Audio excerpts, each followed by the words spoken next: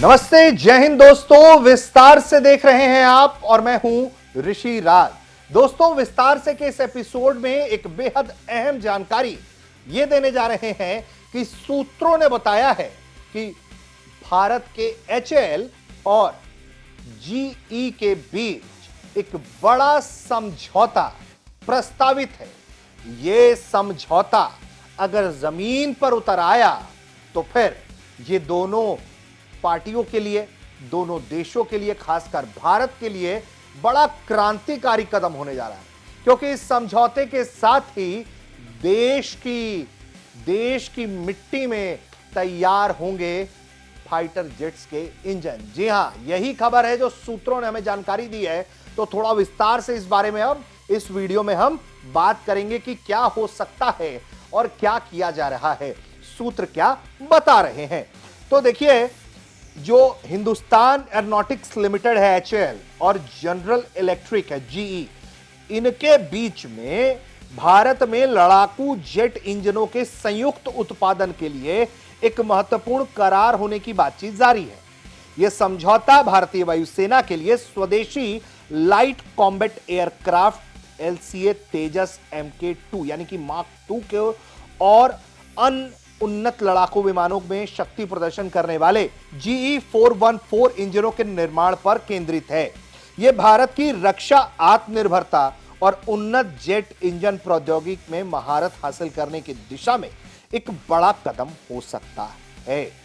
अगर इस करार के बारे में बताएं कि करार का क्या उद्देश्य है और महत्व क्या है इंजन निर्माण का, तो दरअसल ये करार जो है वो GE F14 टर्बोफैन इंजन के भारत में लाइसेंस प्राप्त निर्माण की अनुमति देगा, जो एलसीए तेजस मार्क 2 और प्रारंभिक तौर पर एडवांस मीडियम कॉम्बैट एयरक्राफ्ट यानी कि AMCA मार्क 1 को शक्ति प्रदान करेंगे। F414 इंजन 98 kN थ्रस्ट जो है वो उत्पन्न करता है, जो एलसीए मार्क 1 और मार्क 1A में उपयोग होने वाला है। GE F404 engine 84 kN thrust की तुलना में अधिक शक्तिशाली है। TOT यानी कि ट्रांसफर ऑफ टेक्नोलॉजी, बताया जा रहा है कि इस समझौते में 80% तक प्रौद्योगिक हस्तांतरण शामिल है, जो पहले के 2012 के समझौते 58% TOT यानी कि 58% ट्रांसफर ऑफ टेक्नोलॉजी जो है उससे काफी अधिक है। यह भारत को जेट इंजन निर्माण करने की जटिल प्रक्रियाओं जैसे सिंगल क्रिस्टल टरबाइन ब्लेड, विशेष कोटिंग्स, लेजर ड्रिलिंग और सेरेमिक मैट्रिक्स कंपोजिट्स में विशेषज्ञता प्राप्त करने के लिए सक्षम बना देगा। यह करार भारत के मेक इन इंडिया प्रोजेक्ट को भी सुपरहिट बना सकता है और इसका उद्देश्य जो है विदेशी आपूर्तिकर्ताओं पर भारत की निर्भरता को कम करते हुए स्वदेशी रक्षा विनिर्माण की दिशा में बढ़ावा देना है, जिससे भारत जो है अगर इंजन की दिशा में भी आगे बढ़ जाता है तो वैसे भी बहुत चीजों के निर्माण भारत अब करने लगा है, ये भी करने लगेगा तो दुनिया में उसकी निर्भरता कम हो जाएगी।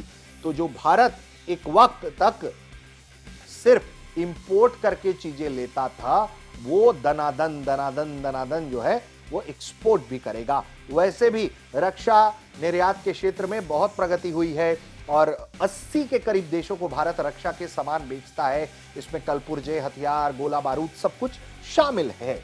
बताया यह भी जा रहा है कि ये जो भारत अमेरिका का रक्षा सहयोग जो है उसको ये गहरा कर सकता है करार। हालांकि बहुत अच्छी परिस्थिति नहीं है। टैरिफ को लेकर जो है वो आपको नया झंझट मालूम ही है कि किस तरीके से अमेरिकी राष्ट्रपति ट्रंप भारत को लेकर एक खास नजरिया अपनाए हुए हैं, पाकिस्तान पर बड़े मेहरबान हैं। ये तो हुजूर आपने देखा होगा, समझा होगा हमारे दर्शकों ने भी, और भारत तक पर इससे जुड़े हुए वीडियोस भी हैं, वो भी आप देख सकते हैं कि किस तरह से ट्रंप जो है वो पाकिस्तान पर मेहरबान होते जा रहे हैं और भारत के साथ वो कह रहे हैं कि जी टैरिफ कर देंगे, ये कर देंगे, रशिया से दोस्ती है तुम्हारी, ब्रिक्स के साथ हो, ऐसा है वैसा है। तो ट्रंप को भारत की ताकत से बड़ा खतरा लग रहा है।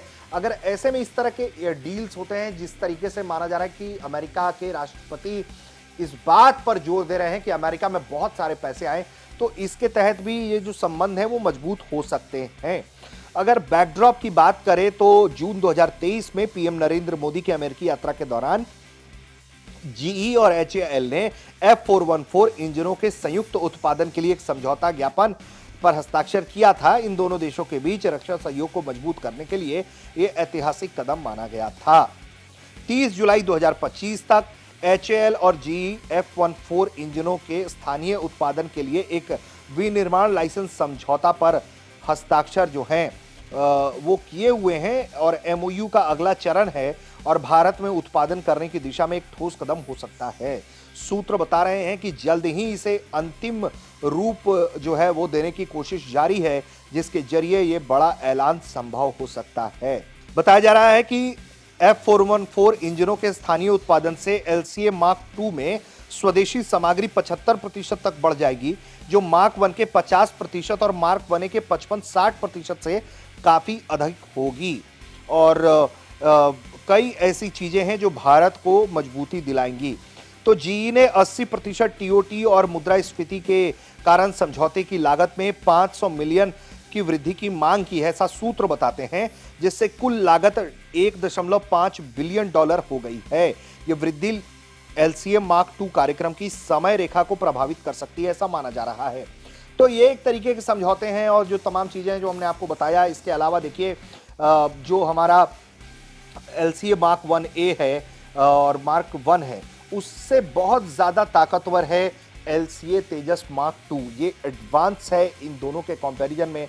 इनमें सबसे बड़ी बात जो है वो ये कि ये दोनों ही ये जो लड़ाकू विमान है काफी हल्के हैं और काफी स्वदेशी सामानों से निर्मित है, इसलिए इसकी ताकत की, इसके मैन्यूवरिंग कैपेबिलिटीज की, इसके स्ट्राइक कैपेबिलिटीज की, क्योंकि इसमें भारत कई तरह के अस्त्र शस्त्र जो है वो लगा रहा है, इससे ड्रिल के कई प्रयास भी कर रहा है और कई जगह देखिए इसको जो है लगातार कोशिश ये की जा रही है कि इसे जितना घातक रूप से तैयार किया जा सके वायुसेना के लिए वो किया जाए। तो लगातार इस दिशा में काम है, लेकिन बड़ा डेवलपमेंट ये है कि GE और F414 जो है उसके इंजन के निर्माण को लेकर जो है वो HAL के साथ करार की बात हो रही है।